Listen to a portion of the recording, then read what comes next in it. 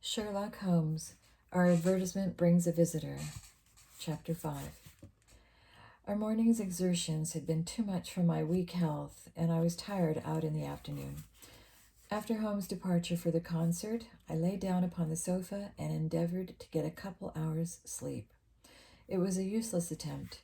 My mind had been too much excited by all that had occurred, and the strangest fancies and surmises crowded into it. Every time that I closed my eyes, I saw before me the distorted, baboon-like countenance of the murdered man. So difficult to feel anything but gratitude for him who had removed its owner from the world. If ever human features bespoke vice of the most malignant type, they were certainly those of Enoch J. Drebber of Cleveland. Still, I recognized that justice must be done, and that the depravity of the victim was no condonement in the eyes of the law. The more I thought of it, the more extraordinary did my companion's hypotheses that the man had been poisoned appear. I remembered how he had sniffed his lips, and had no doubt that he had detected something which had given rise to the idea. Then again, if not poison, what had caused the man's death, since there was neither wound nor marks of strangulation? But on the other hand, whose blood was that which lay so thickly upon the floor? There were no signs of a struggle, nor had the victim any weapon with which he might have wounded an antagonist. As long as all these questions were unsolved, I felt that sleep would be no easy matter, either for Holmes or myself.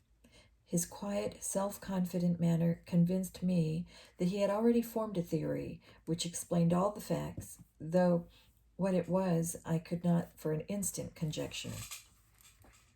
He was very late in returning, so late that I knew that the concert could not have detained him all the time. Dinner was on the table before he appeared. "It was magnificent," he said as he took his seat. "Do you remember what Darwin says about music? He claims that the power of producing and appreciating it existed among the human race long before the power of speech was arrived at. Perhaps that is why we are so subtly influenced by it. There are vague memories in our souls of those misty centuries when the world was in its childhood." "That's rather a broad idea," I remarked. "One's ideas must be as broad as nature if they are to interpret nature," he answered. "What's the matter? You're not looking quite yourself. This Brixton Road affair has upset you." "To tell you the truth, it has," I said. "I ought to be more case-hardened after my Afghan experiences. I saw my own comrades hacked to pieces at Maiwand without losing my nerve. I can understand. There is a mystery about this which stimulates the imagination. Where there is no imagination, there is no horror. Have you seen the evening paper?" "No. It gives a fairly good account of the affair. It does not mention the fact that when the man was raised up, a woman's wedding ring fell on the floor. It is just as well that it does not." "Why?" "Look at this advertisement," he answered. "I had one sent to every paper this morning immediately after the affair." He threw the paper across to me, and I glanced at the place indicated. It was the first announcement in the Found column. "In Brixton Road this morning," it ran, "a plain gold wedding ring found in the roadway between the White Hart Tavern and Holland Grove. Apply Dr. Watson, 221 B. Baker Street, between 8 and 9 this evening." "Excuse my using your name," he said. "If I had used my own, some of these dunderheads would recognize it and want to meddle in the affair." "That's all right," I answered. "But supposing anyone applies, I have no ring." "Oh, yes, you have," said he, handing me one. "This one will do very well. It is almost a facsimile." And why do you expect, and who do you expect will answer the advertisement?" "Why, the man in the brown coat, our florid friend with the square toes. If he does not come himself, he will send an accomplice." "Would he not consider it as too dangerous?" "Not at all. If my view of the case is correct, and I have every reason to believe that it is, this man would rather risk anything than lose the ring. According to my notion, he dropped it while stopping over Drebber's body and did not miss it at the time. After leaving the house, he discovered his loss and hurried back, but found the police already in possession, owning to his own folly in leaving the candle burning. He had to pretend to be drunk in order to allay the suspicions which might have been aroused by his appearance at the gate. Now put yourself in that man's place. On thinking the matter over, it must have occurred to him that it was possible that he had lost the ring in the road after leaving the house. What would he do then? He would eagerly look out for the evening papers in the hope of seeing it among the articles found. His eye, of course, would light upon this. He would be overjoyed. Why should he fear a trap? There would be no reason in his eyes why the finding of the ring should be connected with the murder. He would come. He will come. You shall see within an hour. And then? I asked. Oh, you can leave me to deal with him then. Have you any arms? I have my old service revolver and a few cartridges. You had better clean it and load it. He will be a desperate man, and though I shall take him unawares, it is well to be ready for anything. I went to my bedroom and followed his advice. When I returned with the pistol, the table had been cleared, and Holmes was engaged in his favorite occupation of scraping upon his violin. The plot thickens, he said as I entered. I have just had an answer to my American telegram. My view of the case is the correct one. And that is? I eagerly asked. My fiddle would be the better for new strings, he remarked. Put your pistol in your pocket. When the fellow comes, speak to him in an ordinary way. Leave the rest to me. Don't frighten him by looking at him too hard. It is 8 o'clock now, I said, glancing at my watch. Yes, he will probably be here in a few minutes. Open the door slightly. That will do. Now put the key on the inside.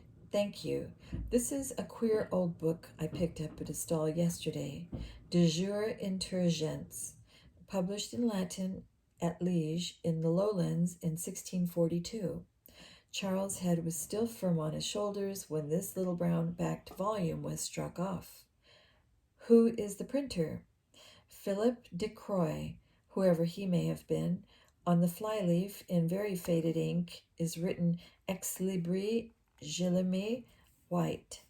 I wonder who William White was.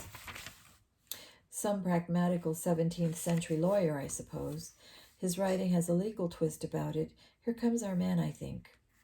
As he spoke, there was a sharp ring at the bell.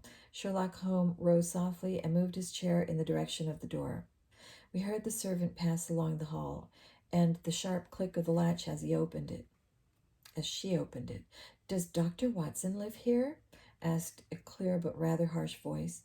We could not hear the servant's reply, but the door closed, and someone began to ascend the stairs. The footfall was an uncertain and shuffling one.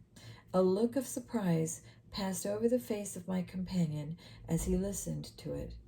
It came slowly along the passage, and there was a feeble tap at the door. Come in, I cried. At my summons, instead of the man of violence whom we expected, a very old and wrinkled woman hobbled into the apartment. She appeared to be dazzled by the sudden blaze of light, and after dropping a curtsy, she stood blinking at us with her bleared eyes and fumbling in her pocket with nervous, shaky fingers.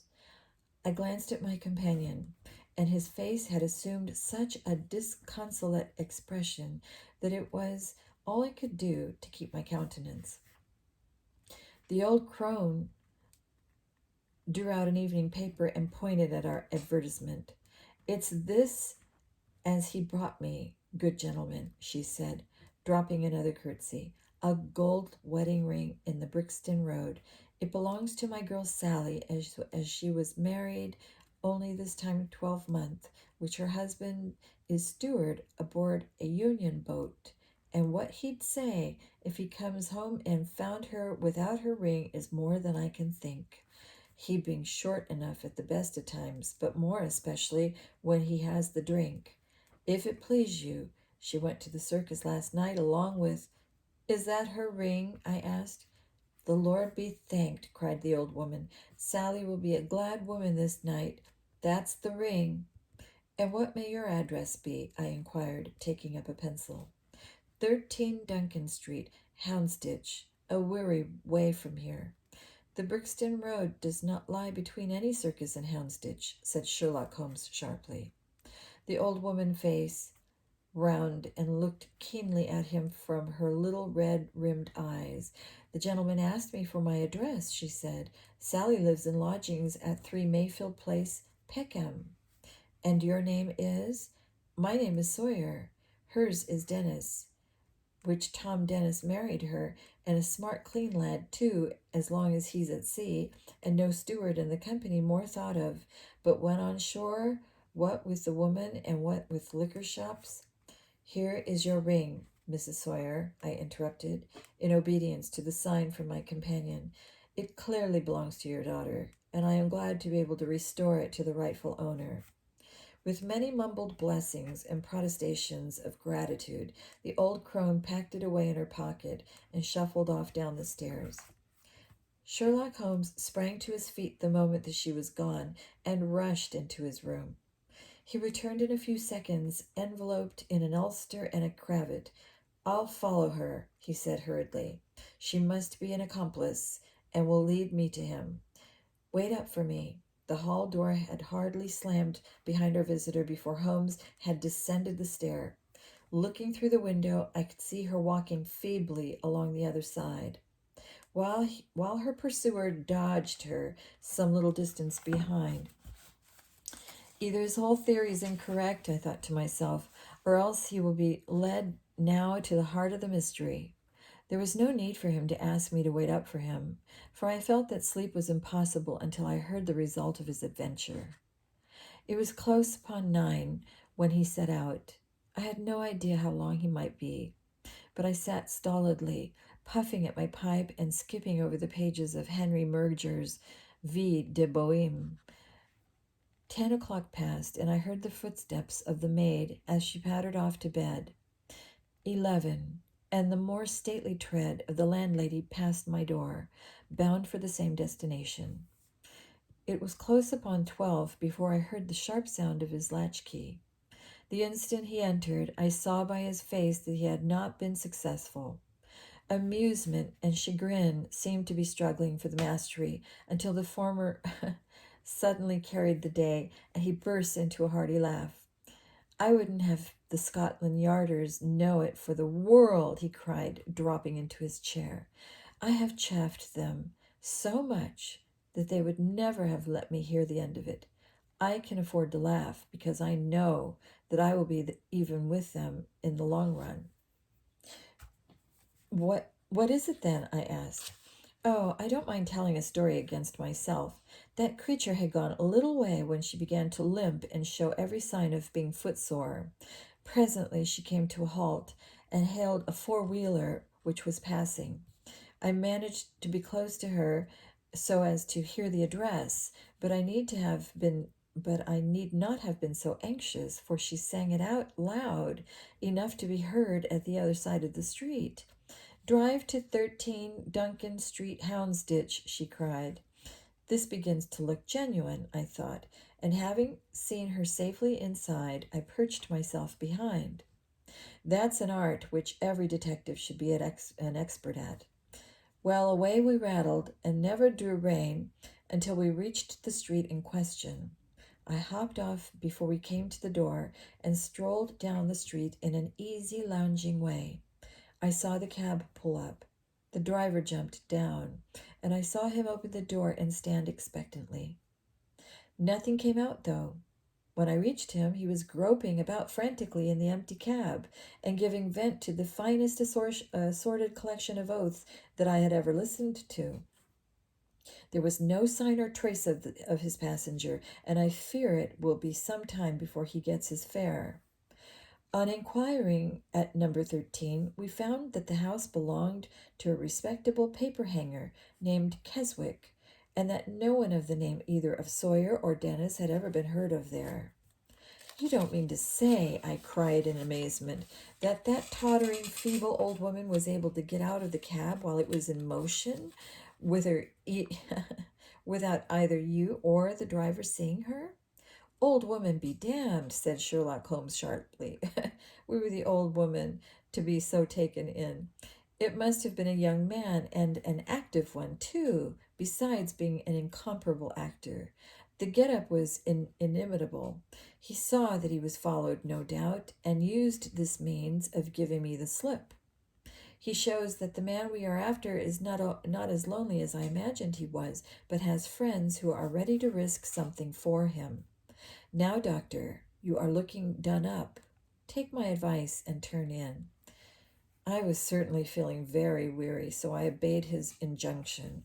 I left Holmes seated in front of the smoldering fire, and long into the watches of the night I heard low, melancholy wailings of his violin, and knew that he was still pondering over the strange problem which he had set himself to unravel.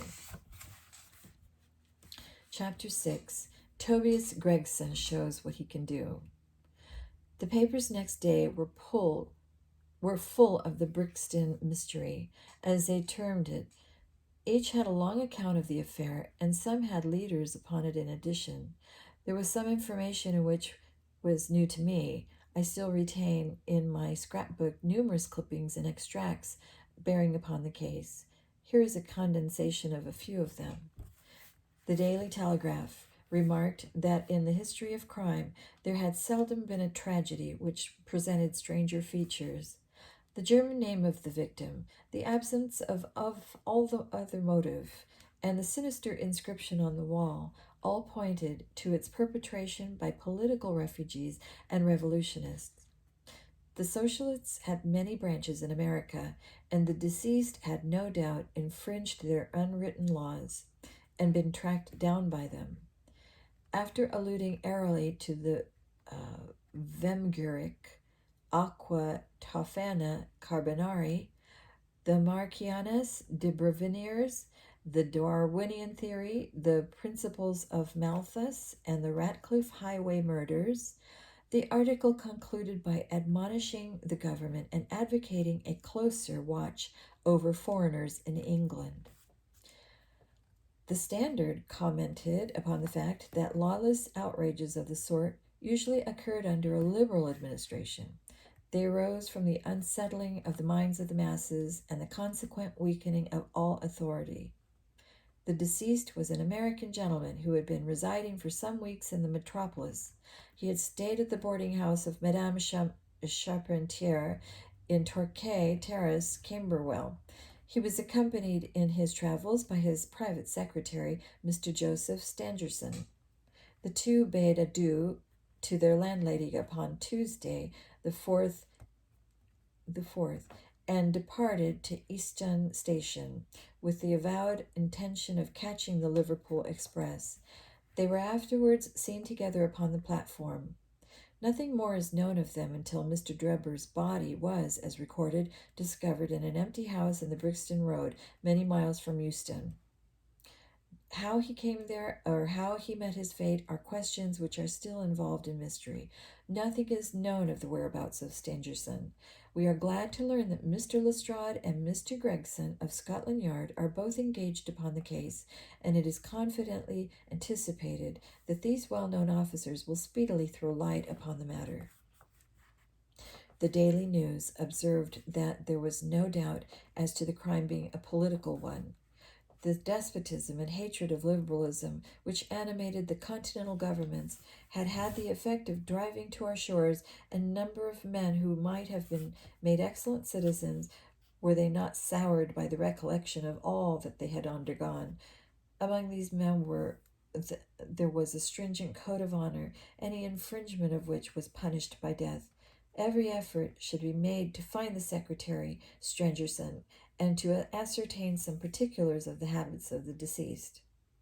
A great step had been gained by the discovery of the address of the house at which he had boarded, a result which was entirely due to the acuteness and energy of Mr. Gregson of Scotland Yard. Sherlock Holmes and I read these notices over together at breakfast, and they appeared to afford him considerable amusement. I told you that, whatever happened, Lestrade and Gregson would be sure to score. That depends on how it turns out. Oh, bless you, it doesn't matter in the least. If the man is caught, it will be on account of their exertions. If he escapes, it will be in spite of their exertions. Its heads I its heads one wins and tails you lose. Whatever they do, they will have followers. Un sat trouve toujours un plus sot qui I admire. What on earth is that? I cried, for at this moment there came the pattering of many steps in the hall and on the stairs, accompanied by audible expressions of disgust upon the part of our landlady. It's the Baker Street division of the detective police force, said my companion gravely. And as he spoke, there rushed into the room half a dozen of the dirtiest and most ragged street Arabs that ever I clapped eyes on. "Attention!" cried Holmes in a sharp tone, and the 6 dirty little scoundrels stood in a line like so many disreputable statuettes. "In future, you shall send up Wiggins alone to report, and the rest of you must wait in the street. Have you found it, Wiggins?" "No, sir, we haven't," said one of the youths. "I hardly expected you would. You must keep on until you do. Here are your wages." He handed each of them a shilling. "Now off you go, and come back with a better report next time." He waved his hand, and they scampered away downstairs like so many rats, and we heard their shrill voices next moment on the street in the street. "There's more work to be got out of those little beggars than out of a dozen of the force," Holmes remarked. The mere sight of an official-looking person seals men's lips. These youngsters, however, go everywhere and hear everything. They are as sharp as needles, too. All they want is organization. "Is it on this Brixton case that you are employing them?" I asked. "Yes, there is a point which I wish to ascertain. It is merely a matter of time. Hello, we are going to hear some news now with a vengeance. Here is Gregson coming down the road with beatitude written upon his every feature of his face. Bound for us, I know. Yes, he is stopping. There he is." There was a violent peal at the bell, and in a few seconds the fair-haired detective came up the stairs, 3 steps at a time, and burst into our living room. "My dear fellow," he cried, wringing Holmes' unresponsive hand, "congratulate me. I have made the whole thing as clear as day." A shade of anxiety seemed to me to cross my companion's expressive face. "Do you mean that you are on the right track?" he asked. "The right track? Why, sir, we have the man under lock and key." "And his name is?" "Arthur Champetier, sub-lieutenant in Her Majesty's Navy," cried Gregson, pompously rubbing his fat hands and inflating his chest. Sherlock Holmes gave a sigh of relief and relaxed into a smile. "Take a seat and try one of these cigars," he said. "We are anxious to know how you managed it. Will you have some whiskey with water?" "I don't mind if I do," the detective answered. "The tremendous exertions which I have gone through today, during the last day or two, have worn me out. Not so much bodily exertion, you understand, as the strain upon the mind. You will appreciate that, Mr. Sherlock Holmes, for we both are brain workers." "You do me too much honor," said Holmes gravely. "Let us hear how you arrived at this most gratifying result." The detective seated himself in the armchair and puffed complacently at his cigar. Then suddenly he slapped his thigh in a paroxysm of amusement.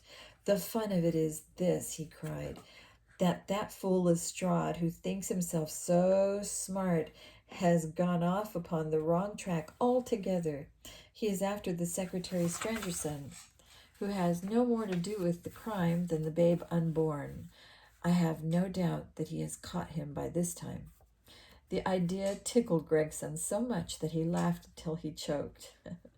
"And how did you get your clue?" "Ah, I'll tell you about it, of course, Dr. Watson. This is strictly between ourselves. The first difficulty which we had to contend with was the finding of this American's antecedents. Some people would have waited until their advertisements were answered, or until parties came forward and volunteered information. That is not Tobias Gregson's way of going to work. You remember the hat beside the dead man? Yes, said Holmes. By John Underwood and Sons, 129 Camberwell Road. Gregson looked quite crestfallen. I had no idea that you noticed that, he said. Have you been there? No. Ha! Cried Gregson in a relieved voice. You should never neglect a chance, however small it may seem.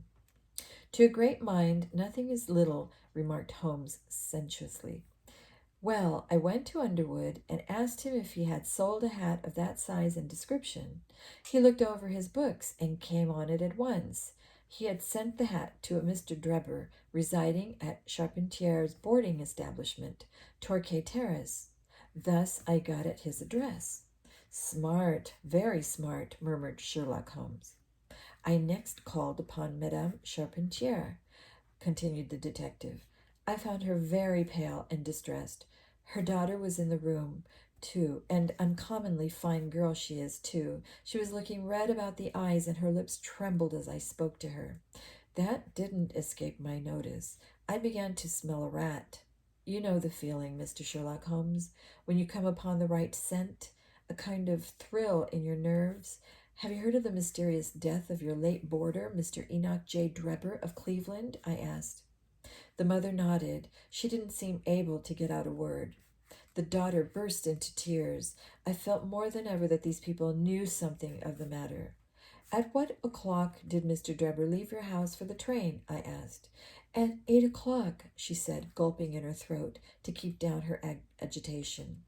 His secretary, Mr. Strangerson, said that there were two trains, one at 9:15 and one at 11. He was to catch the first. And was that the last you saw of him? A terrible change came over the woman's face as I asked the question. Her features turned perfectly livid. It was some seconds before she could get out the single word, yes, and when it did come, it was in a husky, unnatural tone. There was silence for a moment, and then the daughter spoke in a calm, clear voice. No good can ever come of a falsehood, mother, she said. Let us be frank with this gentleman. We did see Mr. Drebber again. God forgive you, cried Madame Charpentier, throwing up her hands and sinking back into her chair. You have murdered your brother. Arthur would rather that we spoke the truth, the girl answered firmly. You had best tell me all that you know now, I said. Half confidences are worse than none. Besides, you do not know how much we know of it. On your head be it, Alice, cried her mother, and then turning to me, I will tell you all, sir. Do not imagine that my agitation on behalf of my son arises from any fear lest he should have had a hand in this terrible affair. He is utterly innocent of it. My dread is, however, that in your eyes and in the eyes of others he may appear to be compromised. That, however, is surely impossible. His high character, his profession, his antecedents would all forbid it. Your best way is to make a clean breast of the facts, I answered. Depend upon it, if your son is innocent, he will be none the worse. Perhaps, Alice, you had better leave us together, she said, and her daughter withdrew. Now, sir, she continued, I had no intention of telling you all this, but since my poor daughter had disclosed it, I have no alternative. Having once decided to speak, I will tell you all without omitting any particular. It is your wisest course, said I. Mr. Drebber had been with us nearly 3 weeks. He and his secretary, Mr. Strangerson, had been traveling on the continent. I noticed a Copenhagen label upon each of their trunks, showing that they had been at their last stopping place. Strangerson was a quiet, reserved man, but his employer, I am sorry to say, was far otherwise. He was coarse in his habits and brutish in his ways. The very night of his arrival, he became very much the worse for drink, and indeed, after 12 o'clock in the day, he could hardly ever even be sober. His manners towards the maidservants were disgustingly free and familiar. Worst of all, he speedily assumed the same attitude towards my daughter Alice, and spoke to her more than once in a way which, fortunately, she is too innocent to understand. On one occasion, he actually seized her in his arms and embraced her, and an outrage which caused his own secretary to reproach him for his unmanly conduct. But why did you stand all this? I asked. I suppose that you can get rid of your boarders when you wish. Madame Champetier blushed at my pertinent question. Would to God that I had given him notice on that very day that he came, she said. But it was a sore temptation. They were paying a pound each day, 14 pounds a week, and this is the slack season. I am a widow, and my boy in the navy has cost me much. I grudged to lose the money. I acted for the best. This last was too much, however, and I gave him notice to leave on account of it. That was the reason of his going. Well, my heart grew light when I saw him drive away. My son is on leave just now. But I did not tell him anything of all this, for his temper is violent, and he is passionately fond of his sister. When I closed the door behind them, a load seemed to be lifted from my mind. Alas, in less than an hour there was a ring at the doorbell, and I learned that Mr. Drebber had returned. He was much excited, and evidently the worse for drink. He forced his way into the room where I was sitting with my daughter, and made some incoherent remark about having missed his train. He then turned to Alice, and before my very face proposed to her that she should fly with him. You are of age, he said, and there is no law to stop you. I have money enough to spare. Never mind the old girl here, but come along with me now straight away. You shall live like a princess. Poor Alice was so frightened that she shrunk away from him, but he caught her by the waist and endeavored to draw her towards the door. I screamed, and at that moment my son Arthur came into the room. What happened then I do not know. I heard oaths and the confused sounds of a scuffle. I was too terrified to raise my head. When I did look up, I saw Arthur standing in the doorway laughing, with a stick in his hand. I don't think that fine fellow will trouble us again, he said. I will just go after him and see what he does with himself. With those words, he took his hat and started off down the street. The next morning, we heard of Mr. Drebber's mysterious death. This statement came from Mrs. Charpentier's lips with many gasps and pauses. At times she spoke so low that I could hardly catch the words. I made shorthand notes of all that she said, however, so that there should be no possibility of a mistake. It's quite exciting, said Sherlock Holmes with a yawn. What happened next? When Mrs. Charpentier paused, the detective continued.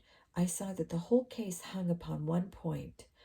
Fixing her with my eye in a way which I found effective with women, I asked her at what hour her son returned.